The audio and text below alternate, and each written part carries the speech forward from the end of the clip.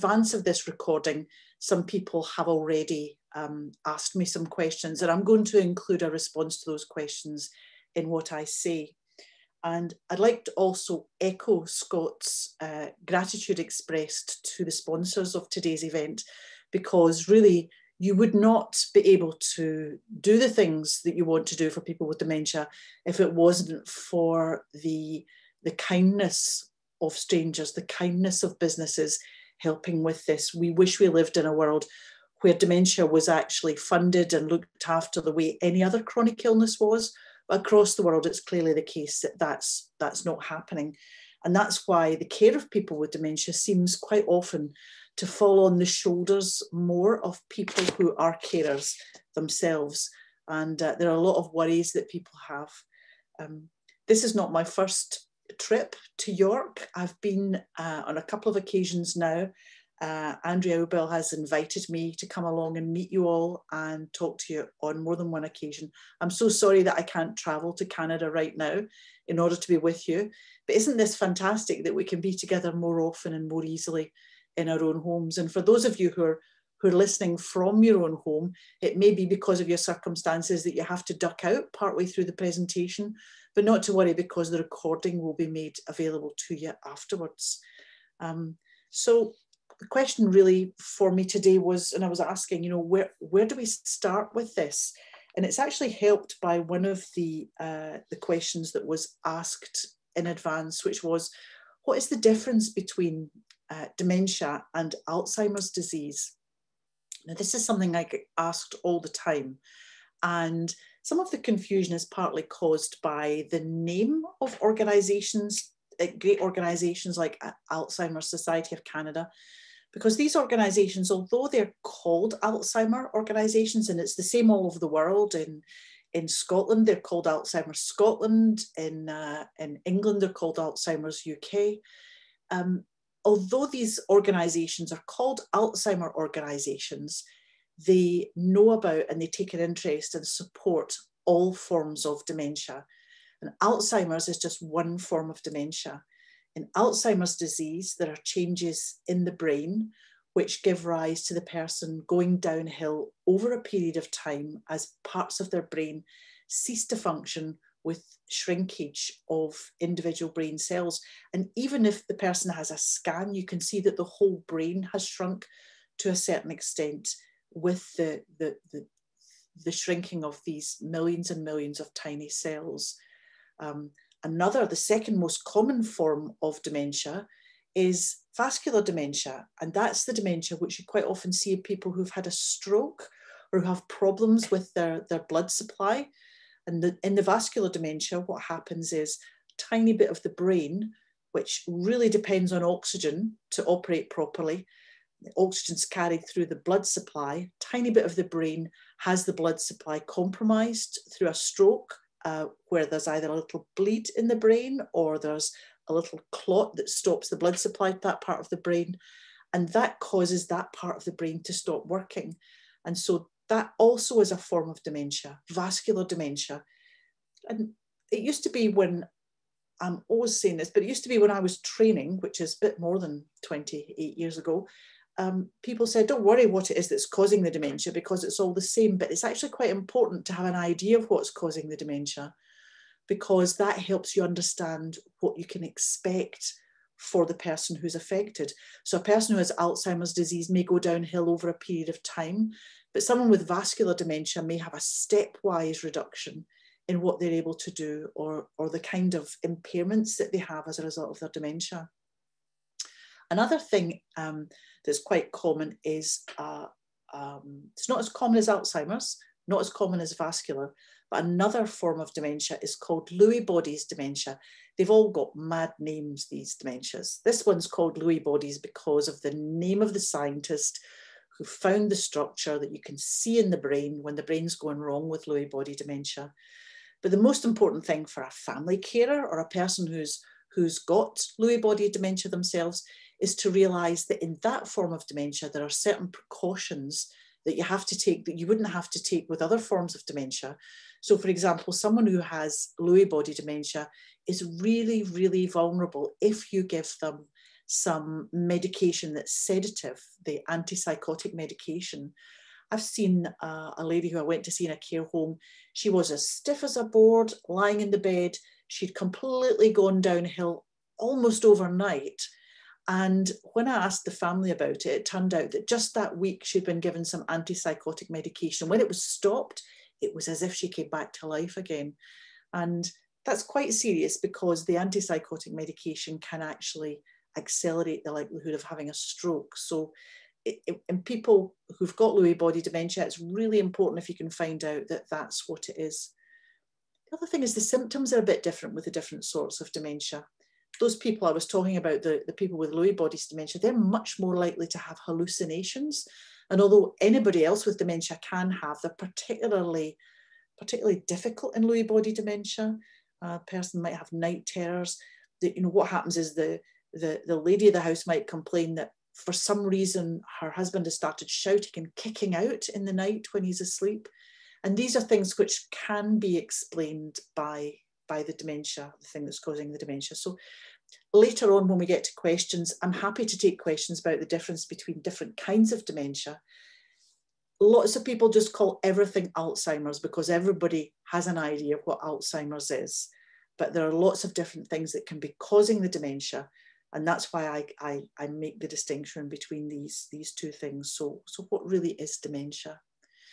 So often, and it's interesting because, we're having a forget-me-not breakfast this morning. Well, you're having a forget-me-not breakfast. I'm having a forget-me-not afternoon cup of tea here in Edinburgh. The forget-me-not idea is related to people associating dementia with loss of memory.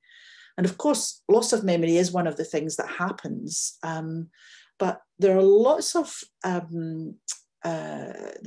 bits of confusion about this loss of memory. So for example, my dad, he's 92 and he doesn't have dementia, but his memory isn't as good as it used to be. And there are very many people who, as they get older, their memory isn't as good as it used to be. We sometimes call that mild cognitive impairment. And everyone who has dementia does get mild cognitive impairment for a while, but they don't necessarily proceed along to get dementia. The mild cognitive impairment is a bit like the contrast between young people who can get the answer really quickly when you ask them a question and older people who might take longer. I mean, I take longer. I've just finished doing another university course. I was a learner. And those students in my class, they could get the answer out really, really quickly. But actually, if speed wasn't of the essence, it turned out that I knew more than they did. So there's this difference between the wisdom of age and the capacity to think about things really quickly. So everybody gets a bit slower in their thinking with age. It's only really dementia when it's irreversible and when it's something that becomes quite extreme. And it's extreme. I don't need to tell the people on this call, you know that it's extreme when the person appears to have forgotten where they live. And when the person appears not to be able to take in any new information at all. So my dad doesn't take in new information very quickly, but he absolutely knows where he lives. And if you dropped him off in a different part of the town, he could walk home without any difficulty. What we find is that the pattern of loss of memory is such that, the pattern is that the more recent memories tend to go. And so that's why a person who gets lost might get lost because they remember where they used to live, but they don't remember where they've lived for the last 10 years. Now, I do notice that there's a question coming in saying that knowing what dementia is helpful, but what about finding cures and ways to slow down the symptoms? So I'm going to focus on that for the next few minutes. The terrible news is there is no cure for dementia. I am constantly surprised by reports that come in newspapers saying, this, that, or the other will be a cure for dementia. People have spoken about things like coconut oil. People have talked about a number of things that seem to have some positive action.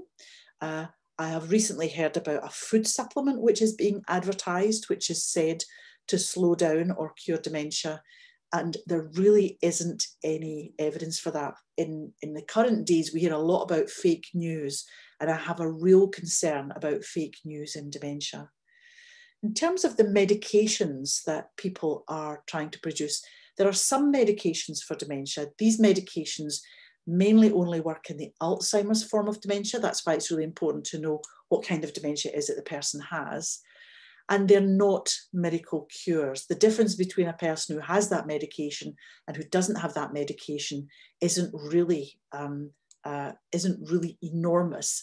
And in some cases, the medication is difficult to tolerate. It can be bad for your digestion. And so there's a real question of whether or not you would give somebody that medication if it's going to make them feel ill and it's not going to make a radical difference to their dementia-related problems. So the pharmaceutical news lines have been really, really noisy recently about a new medicine that the Americans were discussing whether or not the Food and Drug Administration was going to give it any kind of registration or approval. And unfortunately, it looks unlikely. There was some early research that said it did work and then it didn't work, and they were claiming that it did work, but truly there's not enough evidence yet, it appears, to be able to say that this is going to make a radical difference. So the medication is a real disappointment at the moment. However, there are lots and lots of things that you can do in order to stay as well as possible for as long as possible. And I'll talk about some of those things shortly, but I just want to answer one of the questions that's coming through to me, which is about at what age does mild cognitive dementia usually become apparent to those close to the person. Now, this is really interesting because people who are on this call will probably chime with this thing that I am often told by families, which is that a time comes when it's really clear that there's something very badly wrong. You know, the gentleman tries to get into the wrong house thinking that he still lives there. The lady just can't manage her finances anymore. The grandmother doesn't recognise her grandchildren, or the person gets agitated and angry for reasons that no one can explain. They think there's somebody in the house moving their things around, and you know, when something like that happens, that's the time when people often get taken to a clinic. And when you start talking to the family, they say, do you know what? Things have not been right for a couple of years. It's interesting that people looking back can see where things started to go wrong. And the reason why mild cognitive impairment changing into dementia is not always spotted is there are two reasons. One is that the person who's gone downhill with dementia is often aware that they've got this problem and they're doing everything in their power to cover it up. That's why dementia is so exhausting, because the person's doing everything. They're writing notes for themselves, they're setting themselves reminders, they're avoiding situations that they would normally have been quite happy in because they're uncomfortable, don't want to go out to a family party because I might be embarrassed, because I might say the wrong name, I might address someone wrong, might not recognise them. So one of the messages that's coming through just now is saying, you know, an instance is a difference between forgetfulness and dementia, because we all forget things.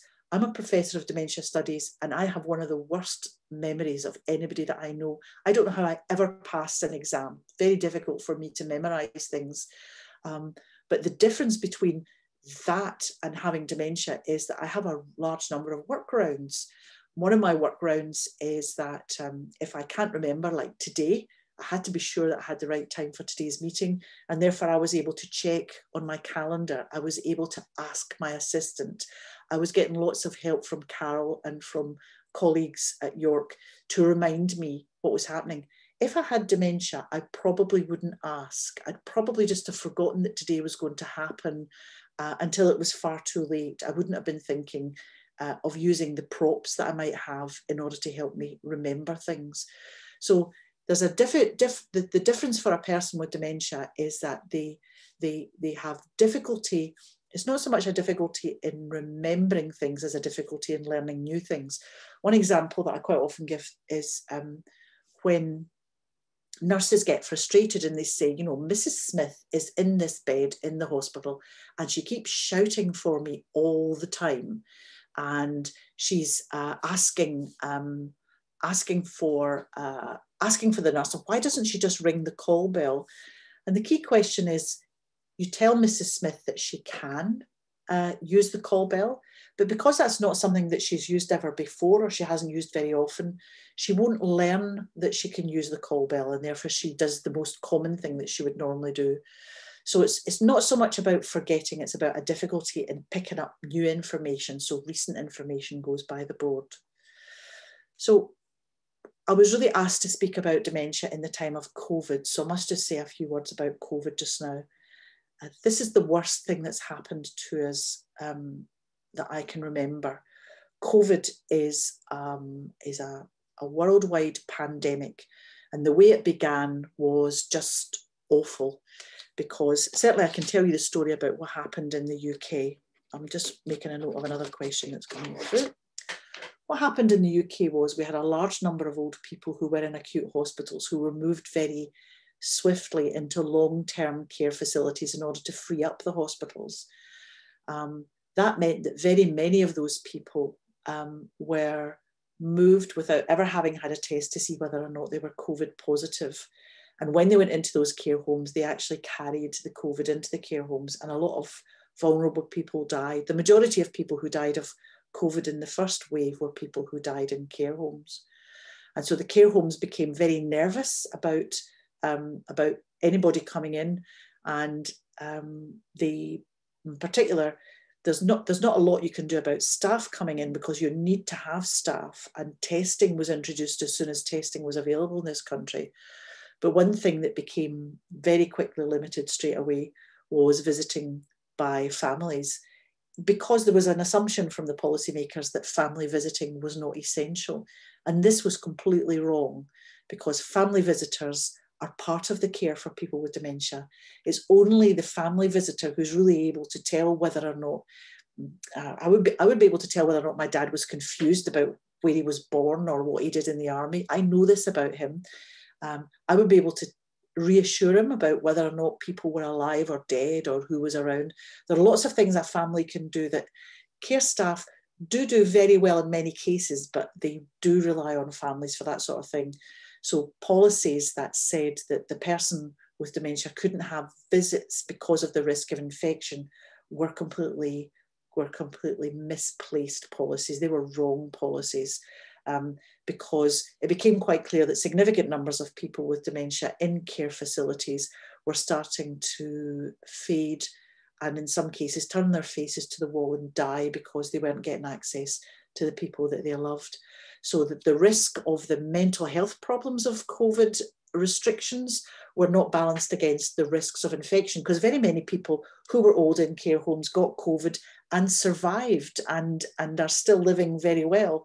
It wasn't a fatal disease for everyone. So the COVID situation was really bad. That's why it's important to understand how COVID is spread.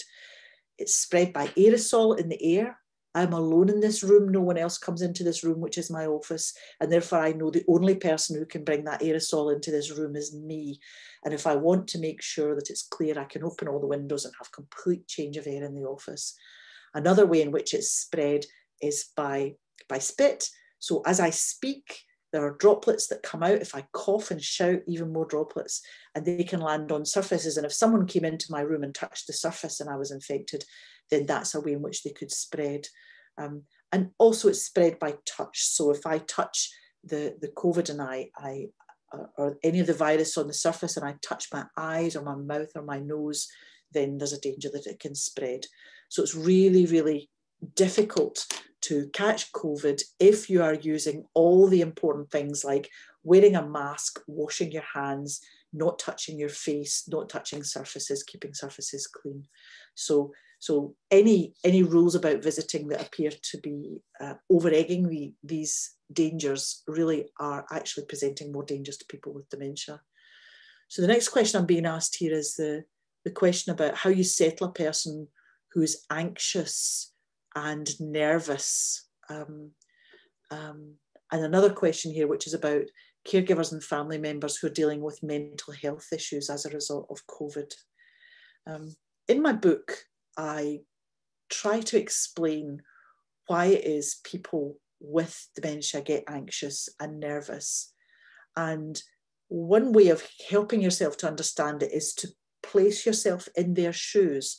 So for example, here I am in my room. If someone started coming into my room to undress me, I would fight them, because I don't know why anybody would come in here and undress me. If I was poorly and I knew it was my nurse coming in, or my carer, or a member of my family, then I would say, oh, thank you, you're so kind, thank you for helping me. The problem for the person with dementia is they have no idea why something is happening, and therefore they would resist it. And so if you're trying to stop anxiety, it's really, really important to explain as much as possible, to take as much time as possible, and to not assume that if you did it one day and it worked, that it will work again the next day. If I had a new district nurse coming into me right now, I would be quite happy, because day 2, I would say, oh, here's Ethel again. It's lovely to see you. But if I had dementia, the next time the person comes in, I wouldn't know them. And so you have to develop the habit of introducing yourself all the time. You know, oh, look, it's June again, here I am. It sometimes feels a bit foolish introducing yourself all the time, and you'll sometimes even be made fun of by your client or your relative who'll say, of course I know who you are, and be a bit cross with you. But actually it's a risk that you can't afford to take, the risk that the person doesn't know who you are or why you're doing what you're doing. So explaining again, really, really important. And when you want to settle a person down, then it's quite useful to know the sorts of things that that individual person likes or doesn't like. I often hear people saying that music is good, but there's some music that would make me more agitated. People say that that your familiarity is good, but sometimes it's hard if the person's agitated because they're in hospital or because a care home, which is really unfamiliar. It's hard to do that. One thing for which there's really good evidence is exercise. If it's at all possible to take the person for a walk, preferably outside. I know that weather doesn't always let you do that. I know that circumstances don't, but a walk outside has a fantastic positive effect for the person who's upset or anxious.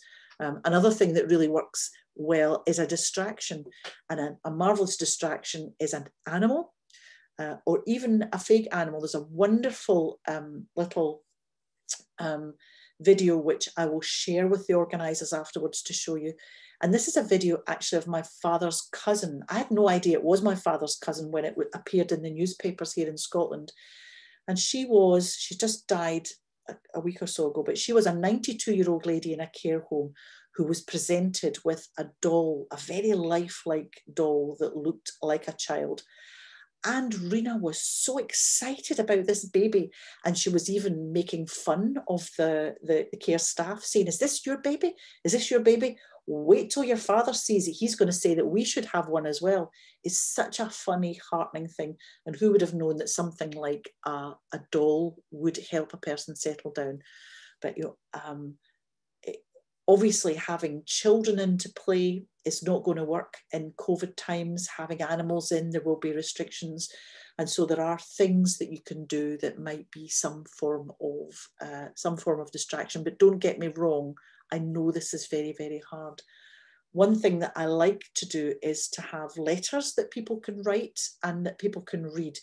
Because the good thing about a letter, if you write to someone who's in a care facility or who's a relative who's staying at home with the carer, the letter is something they can keep and they can look at again and again and they can read over. If it's possible to include photographs in some ways, that's incredibly valuable. Another question that's coming in just now is one about advice you'd give to caregivers and family members who are also dealing with mental health issues as a result of COVID. COVID is having a terrible, terrible effect on all of us. And when you are a carer, it's really, really important to take care of yourself. In fact, one of the questions that came out in advance of the presentation, and I'm pretty sure I would be interested in a poll as to what the listeners today actually think about this one. And this was one of the people who's here today who was saying that they were given a choice. There was only going to be one flu shot between them and the person they're caring for. So do you give the shot to the carer or do you give it to the person with dementia? It's really important that the carer is kept well. You are not going to be of any value to the person with dementia if you yourself have become unwell. So prioritising your own well-being is really important. And of course, it's hard to prioritise your well-being when you're not getting enough sleep, when you're not getting exercise, when you're not able to eat and drink the things you should have to keep yourself well, if you're not able to take time out for your spiritual welfare, you know, you need time to pray, you need time to be with your pastor or to meditate, whatever is the thing that keeps your soul going.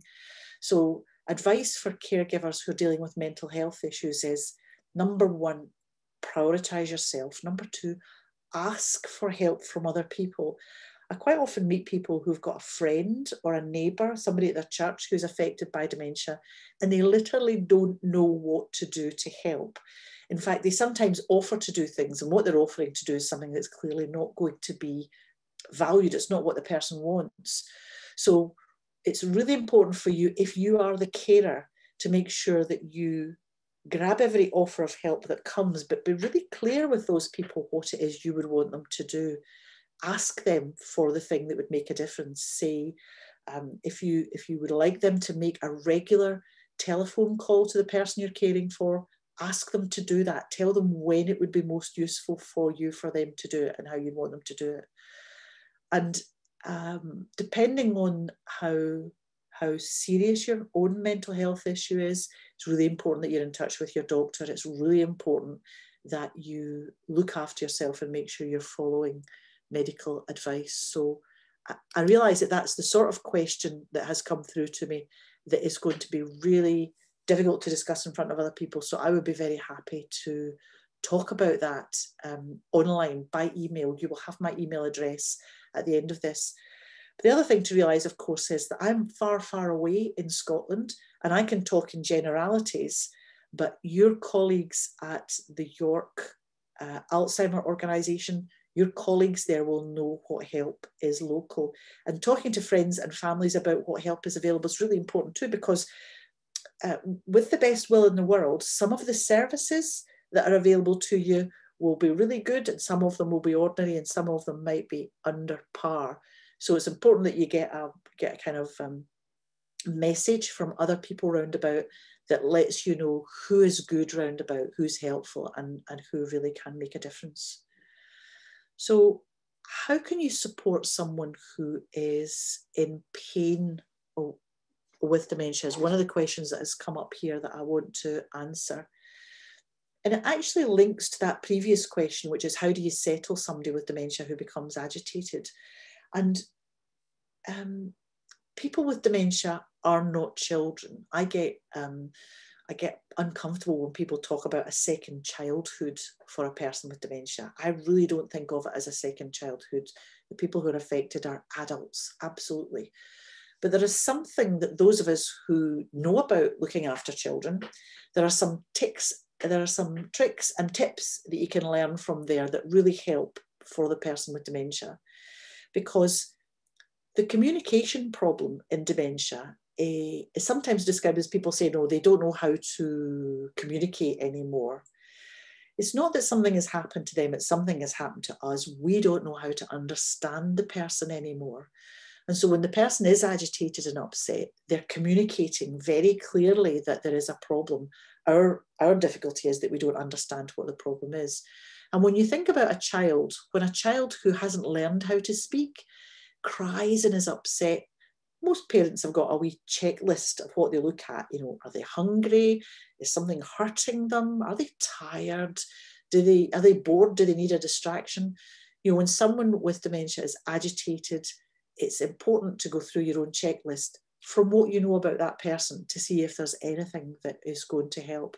And one of the things that quite often gets missed is pain.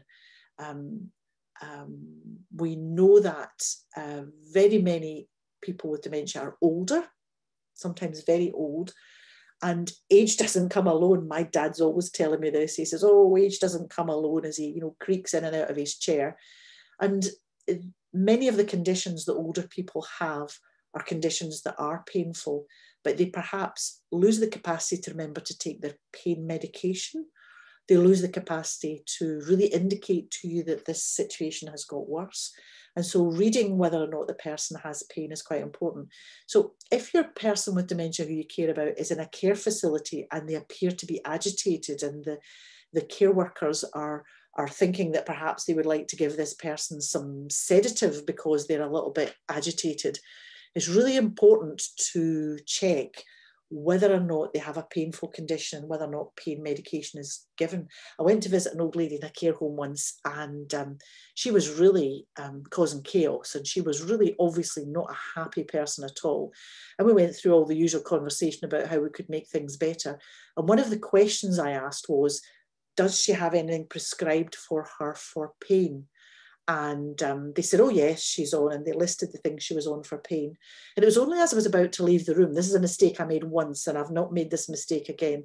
As I was about to leave the room, I said, when did she last have some of this medication for pain? And they looked at the records, and she hadn't had any for weeks.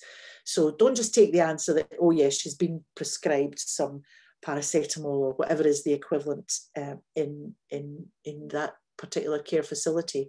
Ask how often she's having it and what effect it has, because if it's not having any effect, then perhaps she needs a little bit more. So understanding and reading the signs that someone has pain is really important for reducing stressed behaviour. Another question that's coming in here just now, and here is a question, real anxiety. If you've got a person who has dementia, who has caregivers coming into the house, and you are really worried about that person possibly taking COVID into the house with where your relative is, what can you do to protect them? So how can you approach them to make sure the necessary steps are taken and that they're doing the right things? So it's tricky, isn't it? Because sometimes when you're approaching someone who's doing their job and you're saying to them, do you realise that this or that is important to me? There's the danger that you'll put their nose out of joint and they'll not be very happy at you asking them those questions. I have to say to you that sometimes you have to really just take the bull by the horns. Sometimes you may be able to start the conversation by saying, look, I don't want to upset you, but I really have to ask you some questions about what it is you're doing, because it's hard for you and it's hard for all of us. What is it you're doing to make sure that my mum stays COVID-free? And so the sorts of things that you want to think about is your mum's house well ventilated, so that if somebody comes into the house who does have COVID, if they come into the house, the dose of virus that your mother gets is at a minimum. The real danger comes when someone has COVID and they're exuding the COVID viruses when they speak and when they cough. They're spreading the viruses around. All of us can afford to be exposed to a little bit of virus. It's only when it gets concentrated that you're in danger. So if someone is coming into the house, do you make sure that the windows are opened after they've been there? I know it's terrible when you've spent a whole lot of money heating up your house if you then let the icy blasts blow through, but it's something that you should do in order to make sure that the air is fresh. When the people are in the house, do they make sure that they're wearing their face mask? Face mask isn't 100% protection, but every little bit helps. Keeping the air clean, wearing the face masks, this always helps. And one thing that I have got a real issue about when I'm in shops, I hear people with face masks calling to each other. Don't shout, go over and ask, because the more you shout and the more you project, the more likely you are to be spreading the virus around. And then hand washing, really, really important to hand wash. Surface cleaning is important as well, but I think sometimes we overemphasize the surface cleaning. It's the hand washing, it's the keeping the fresh air, and wearing a mask is really, really important. And when you've got those people who are coming in, they're having to go in public transit where they might pick things up. But the public transit company is helping us by making sure that everybody wears a mask on public transit. So there are lots of things you can do, and approaching the conversation with the care workers is really difficult. Now, in about 5 minutes, we're going to break for a short comfort break where people can have a cup of tea or go and do the things they have to do. And more questions coming in the meantime will be great. But I'm just going to look at one last question which has come in.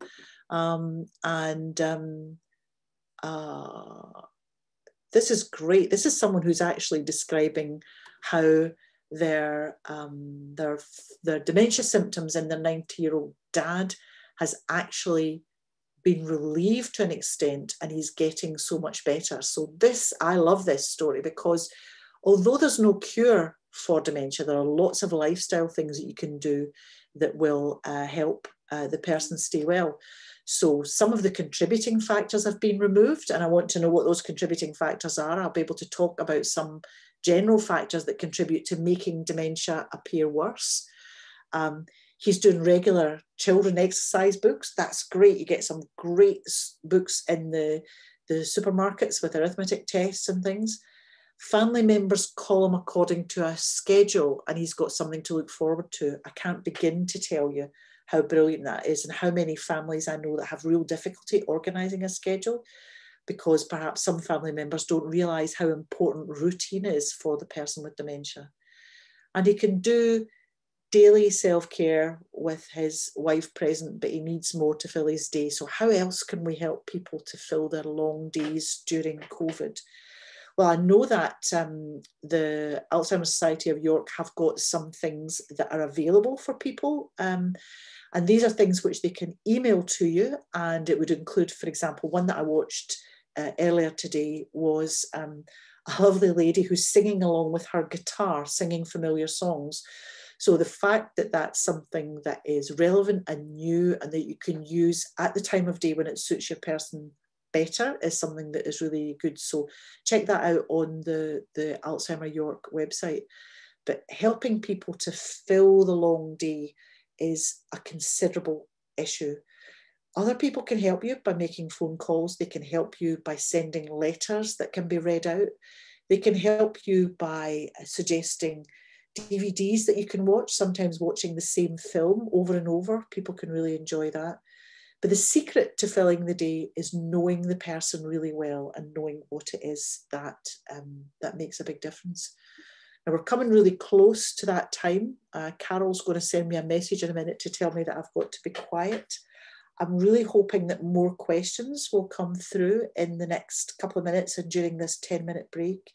And I'm just really grateful to people for listening to me so far. I have loved coming to Canada and meeting people. I'm really, with my travels that I do throughout the world, I'm really interested to see the extent to which the problems for people who are caring for someone with dementia are the same everywhere. The difference quite often is the extent to which the government in the country helps people, and the existence of voluntary organisations. And the voluntary organisations who do what they can, the charities who do what they can, are massively dependent on the support that is given by local people and fundraisers. And so thank you to all of you for all of that. I'm going to sign off now. I think Carol is about to send me a whole bunch of questions that have arrived during the talk, and I look forward to speaking to those of you who are able to join us again in 10 minutes' time. Thank you very much, Carol.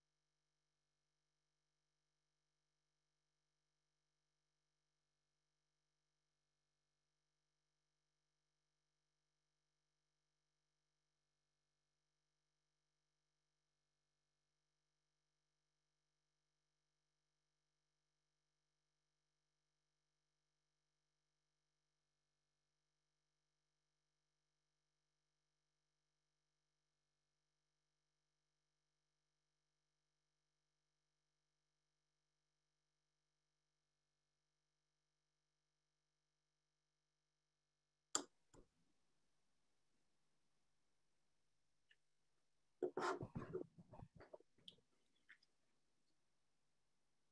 hello and welcome back. It's now 5 to 4 in the afternoon where I am, and I have my instructions for the fact that the break now should finish at 5:02. So thank you very much to those of you who've been able to come back and join us again.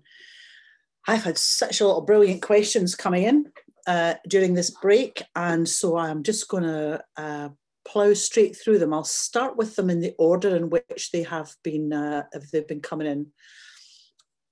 So I have one question here, which is from someone who says that her husband forgets to keep his mask on, doesn't remember not to shake hands, and that he mustn't hug others. And do I have any advice?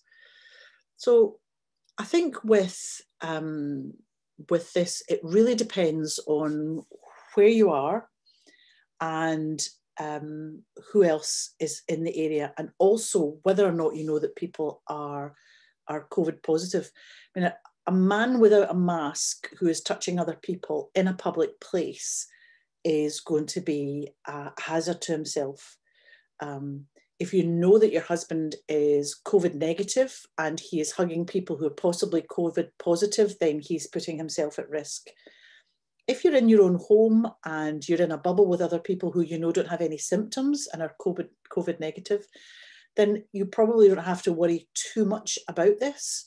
But in terms of clever things to help a person with dementia to remember not to do those things, unfortunately, I think it's just reminders all the time that will make a difference. And I would be really interested to know from all the carers who are listening whether anybody has got a better solution to that they've had so far.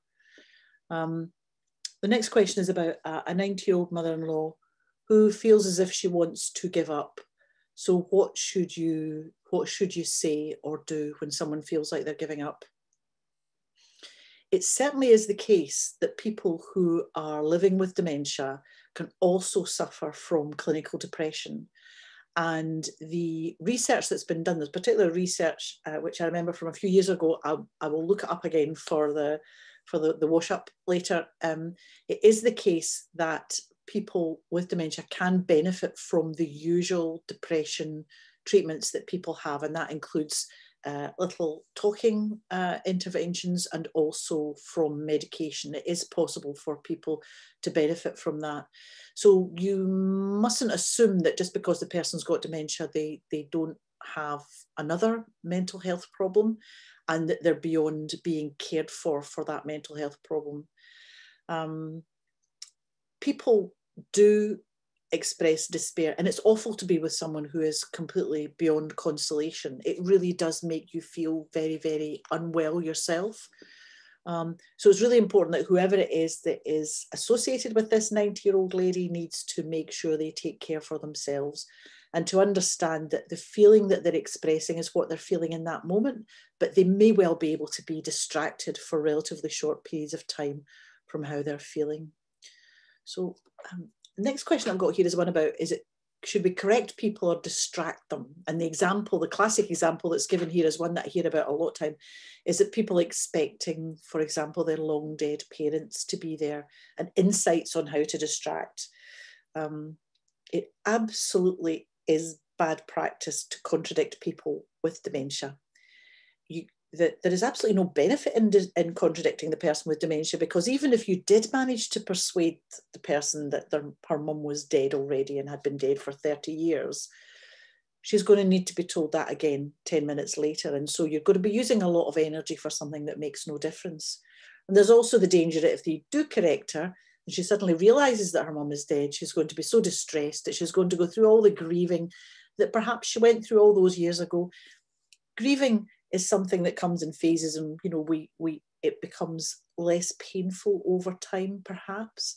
And so to take someone straight back to the acute stage of grieving isn't fair. So insights on how to distract somebody, it really depends on who they are and if you know them.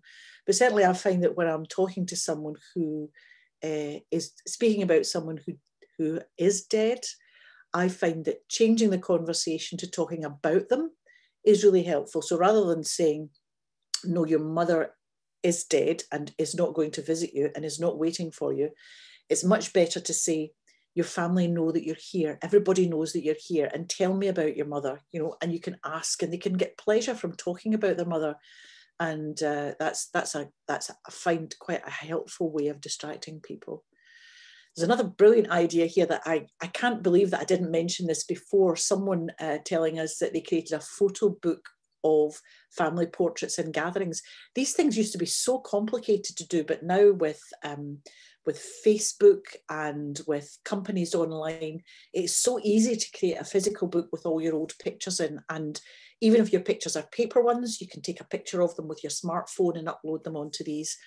And I've seen such happiness of people going through those books and reminding people of things that have happened in the past. And also sometimes you get a new story that you had never heard before, which is just amazing. There's a lady here who's been saying, in fact, I don't know if it's a gentleman or a lady, but someone who says that they've been under stress from 40 to 60 years old. Is it too late to benefit from reducing my stress to reduce one of the lifestyle causes of dementia? Absolutely, it's never too late. All of the things that you can do to reduce the possibility of dementia or to reduce the symptoms if you have dementia, all of those lifestyle things, it's virtually all of them, it's not too late. Inherited dementia is vanishingly rare. And obviously once you're born, it's too late to change who your parents are. But the things that you can do that make a big difference, like exercise, eating the right sort of diet with lots of vegetables in your diet, and avoiding the kind of fatty things that cause circulation problems. Anything that's good for your heart is good for your head. So doing that sort of thing. It's maybe too late when you're older to spend longer in school, but you can go back to school in a sense. I went back to school just last year and had a lovely time among the young students, learning a new skill. So all the things that you can do, it's not too late. It's not too late to go steady on the alcohol. It's never too late to stop smoking. These are all things that will make a huge, huge difference. And so that's the good news. Stress obviously doesn't help, but if you've got a physical problem or a mental health problem, whether it's blood pressure, diabetes, depression, stress, if you go to your doctor and you follow your doctor's orders in terms of keeping yourself well, then that is going to help reduce your risk of having dementia. It's interesting that although the number of people with dementia is increasing in the world, in developed countries where good public health measures have come into being, the numbers are not increasing at the rate we thought they would. So these public health and personal health things are seriously actually making a difference to the number of people who've got dementia. There's a question here about exercise. Has it been shown to improve dementia symptoms in all dementias? If so, is it cardio type of exercise, which is helpful, versus strength training? Now, this is someone who's asking about their mum. And I have to say, for all women out there who, like me, are over a certain age, strength training is really, really important, because the one thing you don't want to do is to have a fall and have a fracture. So get the daylight, get the vitamin D, get the diet, but do lots and lots of strength training. And you don't have to go to the gym, just carry heavy shopping baskets up and down a stair. Strength training is really, really important. The question about cardio type of exercise, any exercise is that, obviously within the limits of your body, any exercise is good because it improves your circulation, it improves the oxygen supply to your brain, it improves your vascular system. So I'm not an exercise coach, I can't give you advice, but there'll be lots of people who can tell you what sorts of exercise are suitable for your age and condition and the condition of the person that you're looking after.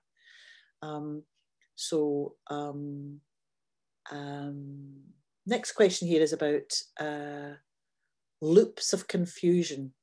Oh dear, I tell you, there's a special place in heaven for people who've had to live with someone who goes round in loops, because that would really drive the carer to distraction.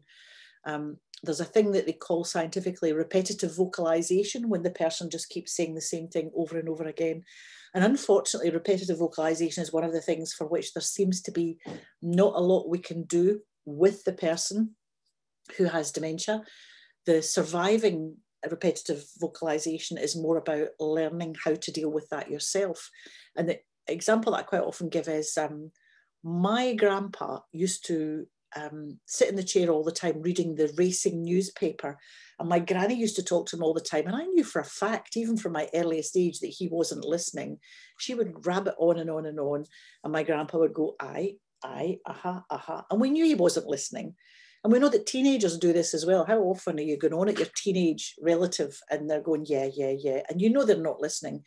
You have to learn to be that person and not listen. Otherwise, the loop is really, really difficult.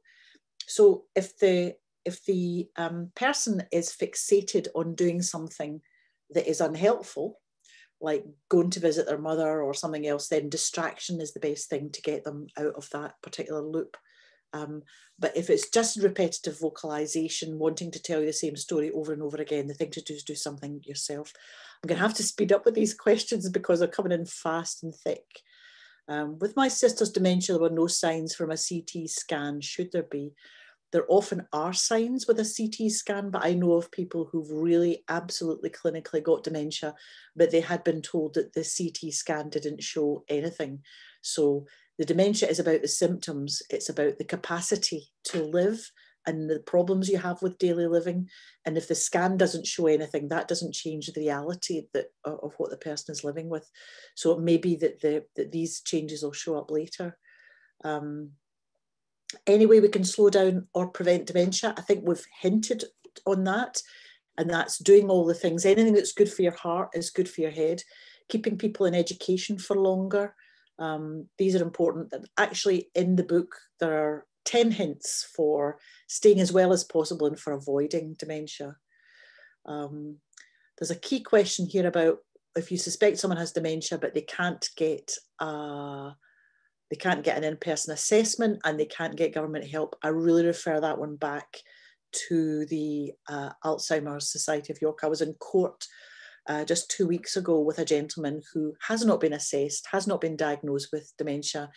And every time he does something odd in public, he ends up being threatened with prison. And I was trying to persuade the judge that the fact that no doctor has said he's got dementia doesn't mean to say that he doesn't have it, because he has it as plain as the nose on your face. There's a question here about visiting in care homes. I will send you share an article about visiting in care homes. I've had an article published in New Scientist this week. I don't know whether people in Canada get to read New Scientist, but I was explaining why the science behind the bans on visitors going into care homes is bad science and it has to change. The government in the UK periodically tries to improve their visiting guidance, but in general, because it's not related to the science and it's ignoring the emotional needs of the person with dementia, then the visitor improvement is still problematic. And the home isn't encouraging external deliveries. Yeah, I think that particular question I'll probably have to take offline because it's something that requires too much detail. There's a question here about a sister who lives alone and has minimal social network. Are there visitation services available even in COVID times? I think that's something that Carol or Andrea from York will be able to tell you about what visitation services are available.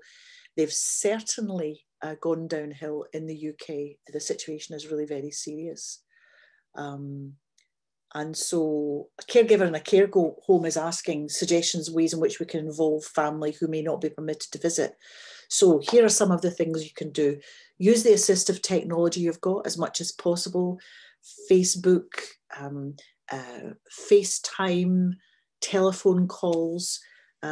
If you can possibly construct a safe visiting area in the grounds of the care home, a visiting pod that has divisions in the middle, a perspex screen so that people can see each other. Letters are very important, letters and postcards, really important to have as much given by the family as possible. The family could provide one of those picture books for the person to look at along with the caregiver. Oh, here's a really good question here, which is, how can you convince your loved one to shower on a daily basis? Now, here's a really interesting question. Why should they shower on a daily basis? If someone has a continence problem and is likely to have skin problems because of urine or feces stuck to their body, and I have to say, there's not enough discussion about pee and poo and dementia, in my view. I've got a blog on my website about pee and poo and dementia because sometimes the pee and poo is something that can cause the breakdown of the whole situation at home. It may well be that you have to relax and say the person doesn't need a shower on a daily basis. My daughter, who goes to, well, before COVID, she used to go to festivals. She was able to buy stuff in a tin that she could rub all over herself that actually gave the impression of having had a shower without actually needing any running water. So looking at alternatives to a shower, deciding whether or not it's worth the fight to have a shower every day. Is it possible just with a washcloth to clean the important bits, the crucial bits? I know that when I was brought up in a working class Scottish family, we had a bath once a week, whether or not we needed it. I shower every day now, but maybe if it's going to cause a fight, you just have to pick your fights and do what you can. Does taking antidepressants cause dementia in the long term? I have no evidence that that causes it. You're much more likely to have an association between dementia and not having your depression treated. Here's one. How do we handle the dementia patient peeing everywhere? Oh, so it's coming into one of my favorite sorts of questions. Certainly in the UK, we have someone called the continence nurse who is attached to the GP practice, and the continence nurse is able to advise on continence products that you can use. And the really important thing about somebody peeing in the wrong place is you have to work out what the problem is. Is it that they have reverted to a habit that they had in a previous life? So, you know, was the person brought up in a farm where they peed outside? Or is this someone who's peeing inside the house because they can't find the toilet? Is this someone who mistakes something that they see, you know, something in the room that looks like a urinal that makes them feel as if they ought to pee there? Peeing in the wardrobe is something we've heard of. I have a very good article about this, which I can send to you. But every person who has a continence problem, and peeing in the wrong place is a continence problem, every person who has that problem is entitled to a review by the clinical specialist, whether that's the nurse or the doctor, to see whether or not there's an underlying cause that might be causing frequency. And someone is saying, visiting in long-term care, coordinate with a school and have pen pals with the residents. That's a brilliant idea. I think children's letters just make such a difference to older people. And here's another one, says, my stepdad insists he showered when I asked him. I've given him a calendar and we write down when he does so he can see it's only twice a month, but he insists older people do not need a bath daily. Well, I'm with your stepdad. Older people probably don't need a bath daily. Twice a month is really spreading out a bit, but it's really difficult to know whether, it's really difficult to know just from looking at the question whether or not the hygiene issue is something that puts the person at risk or whether it's something that we would have as a preference. Someone's talking about the benefits of playing piano or video games. They're all great. You need a piano. You need someone who can play it. And here's a really good one. Any way to help my mother and give her support when she doesn't think she needs it. This is a classic problem, and it depends very much on the individual person and the extent to which it's dangerous that they don't get support. It could be that in terms of the cleaning and cooking, there's one gentleman that I visit quite often, and really he thinks his kitchen is clean and it isn't, but he hasn't actually got sick from it yet. So I think, well, maybe I'm just being a fussy housewife. And also other people have said, oh, well, you know, he would be shocked, his younger person would be shocked if he saw the state he was in. But in some ways we just have to get past that. You have to pick your thing. So here's the thing about mild cognitive memory loss, can't read a book or follow a TV show, and thinking of medication to slow things down, would this be advisable? I think you need to talk medication. You really need to talk to your doctor about this. You need to talk to a medic about medication, because if the person has got attention difficulties where they can't read a book or follow a TV show, then it's a question of it's really a question of knowing the person and knowing what could possibly be done in order to improve the capacity that the person has to do the things that they used to be able to do. There's another question that had come in before, which is one about medical procedures and post-operative recovery. Very many people on this call will be aware of the fact that there's a lot of anxiety about older people going for medical procedures where you would require an anaesthetic, because you do get a post-anaesthetic thing that happens sometimes where a person who did have dementia appears to get worse after an anaesthetic, or sometimes the anaesthetic itself gives rise to symptoms which are like dementia after the operation.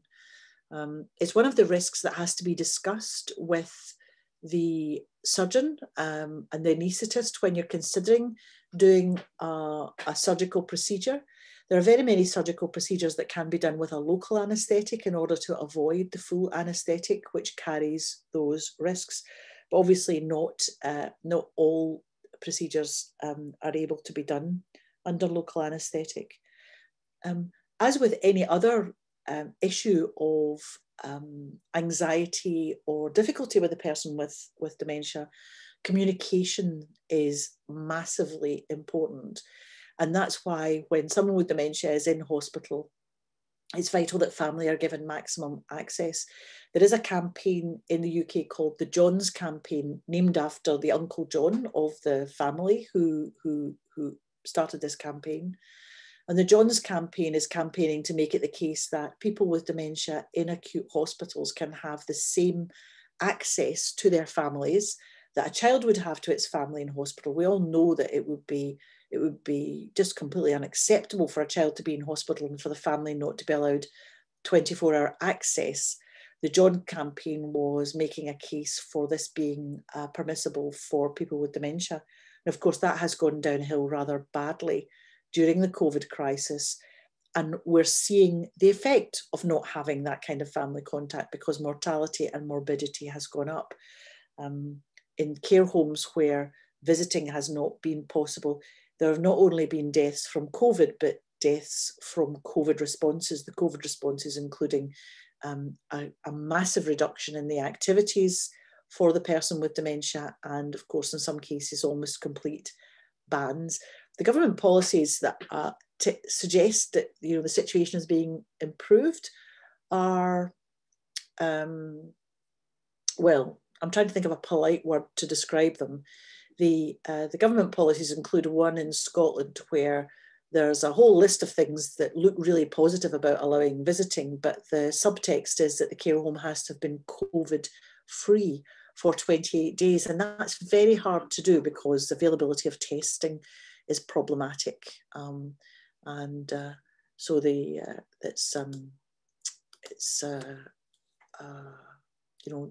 visiting thing is really important.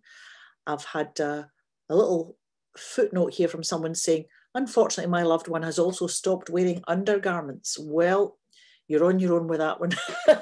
In all my years of studying dementia, I don't think I've ever thought carefully about what it is we do about this. Sometimes when you have difficulty with the person with dementia getting dressed, then laying out the clothes for them to get dressed is a way, the order in which you lay them out. I'm assuming that the loved one is a chap, might not be the case, but if a man only has a pair of underpants to put on, then perhaps he'll put them on until he finds his trousers. That's definitely one to have a one-to-one with me on, because that's And it shows that in some ways, because I can hear the laughter and the frustration in the voice of the person who's written this email, this message to me. You know, sometimes you just have to laugh and you have to let things go, because otherwise the other way madness lies. Here's a good idea from someone saying, we use baby wipes. We keep a warmer box and clean mum in different places each time we do a diaper change. See, that's someone just getting the practical things, seeing what it is will actually work with the individual person. And then there's one here, how important is water consumption for vascular dementia? Water consumption, fluid consumption is vital for every kind of dementia. I remember when I was at school, yes, I can still remember when I was at school, but when I was at school, we had a little drink of milk at break time, and we would be given a little drink of juice at lunchtime. Now, when I see the young children going to school, they're all carrying water bottles, because there's an absolute understanding that access to water and hydration is vital for young people's brains for education. And water is also vital for older people's brains. If a person with dementia becomes dehydrated, apart from the risk of getting a urinary tract infection, which is one of the things that can make dementia symptoms worse, or the risk of becoming faint and falling over from dehydration, it just is the case that dehydration stops the person's brain working as well as it should. So water consumption is very important, but sometimes people don't fancy water. I would drink fizzy water all day long. I love fizzy water, but some people don't like water. And so any way of getting fluid into the person is quite important, whether that's soup, custard, cups of tea. You have to remember with some of the beverages like tea or coffee, they may have a slightly dehydrating effect themselves. So it's making sure that you're getting fluid in. And how do you know you're getting the right amount of fluid in? Well, it's back to the pee and poo. It depends on the colour of the pee. You can quite often tell pee should be pale, straw coloured. And if it's dark or smelly, it's possibly infected. But if it's dark, you definitely need to be getting the person to drink more. A question being asked here from someone saying, I've been told that what we learn first in life, eating with our hands, going to the bathroom, walking around in our birthday suit, is the last thing we know. Well, I've certainly not found that. If a person with dementia is, take an old person, for example, if an older person is eating with their hands, it may well be because they've got a tremor that means that food just falls off the fork or falls off the spoon. And now that we see these magnificent inventions of spoons with a gyroscope inside them, that means no matter how much you shake the spoon, the actual bowl of the spoon with the soup in it will come to your mouth without being spread all over you. So maybe some of the things that old people do are because of tremors or weakness or other things that are perhaps unrelated to the dementia. Going to the bathroom, continence issues. Certainly at the very end of life, a person with dementia will become incontinent because they are confined to bed, if they're dying of dementia, if they're not dying of something else. But the going regularly to the toilet, being given clothes that you could take off easily, having people understand when they need to go to the toilet, many of these things can actually make a person with dementia stay continent until the very end of their lives. And as for walking around in a birthday suit, if you come from the kind of Scottish Presbyterian family that I come from, all that nonsense is beaten out of you as a child. So I don't think I'll ever revert to showing anybody my body. So, but I do understand, laughing apart, I do understand what that means. And here, someone's saying, my husband is constantly asking for help while listening to this talk. I hope to see all of the recording when available. Well, that would be great. I'm so glad that the organisers have thought of making this recording available. And I really hope if this experiment works that we may be able to do something like this again, because I can talk about dementia for hours on end without repeating myself. And it turns out at the end of the hours, I haven't actually addressed the issues that really matter to my listeners. And so that's why the questions are absolutely brilliant and vital for making sure that the sort of thing that we're asking about, the sort of thing that we're talking about are the things that really, really make a difference.